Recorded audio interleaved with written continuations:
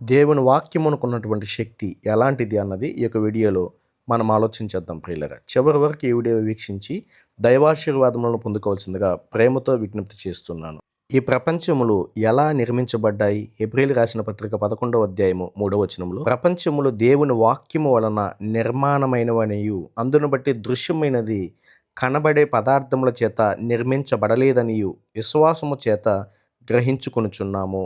భౌతికంగా కంటికి కనబడేటువంటి వస్తువుల చేత ప్రపంచములు నిర్మించబడలేదు ప్రియులారా. దేవుడు తన వాక్యం చేత దేవుడు సమస్త సృష్టిని కూడా సృజించాడు, నిర్మించాడు. కీర్తనల గ్రంథం 33వ కీర్తన 7వ వచనములో, సముద్ర జలములను రాశిగా కూర్చువాడు ఆయనే, అగాధ జలములను కొట్లలో కూర్చువాడు ఆయనే. ఆయన సెలవివ్వగా ఈ సమస్తము కూడా దేవుడు తన సెలవివ్వగా తన మాట ద్వారా ఆజ్ఞాపింపగా సమస్తము కూడా నిర్మించబడింది. దాని ప్రకారం ఆయన ఆజ్ఞాపింపగానే కార్యము స్థిరపరచబడిను. అలాగే ప్రియులారా, హెబ్రీయులకు రాసిన పత్రిక 1వ అధ్యాయం 3వ వచనములో, ఆయన దేవుని మహిమ యొక్క తేజస్సును ఆయన తత్వము యొక్క మూర్తిమంతమునై ఉండి తన మహత్తు గల మాట చేత సమస్తమును నిర్వహించుచు, దేవుని యొక్క మహత్తు గల మాట చేత సమస్తాన్ని సృష్టించడం మాత్రమే కాదు, నిర్వహించుచున్నాడు దేవుడు తన వాక్యం చేత. దేవుని వాక్యమునకున్న శక్తి అలాంటిది అంటే, దేవుడు తన వాక్యం చేత సమస్త సృష్టిని సృష్టించాడు, నిర్వహించుచున్నాడు.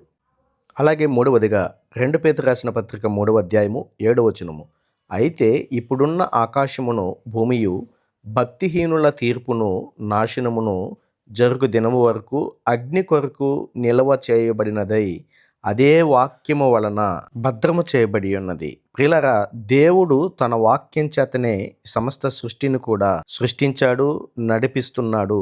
అలాగే నాశనము కాకుండా ఆకాశము సమస్త సృష్టి కూడా లయమైపోకుండా దేవుని వాక్యము వలనే భద్రం చేశాడు ప్రియులారా.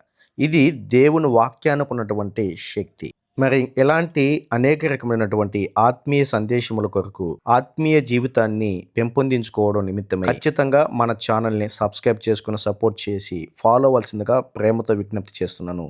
నేను మీ సహోదరుని బాల్విన్ రాజుని. Thank you for watching. May God bless you.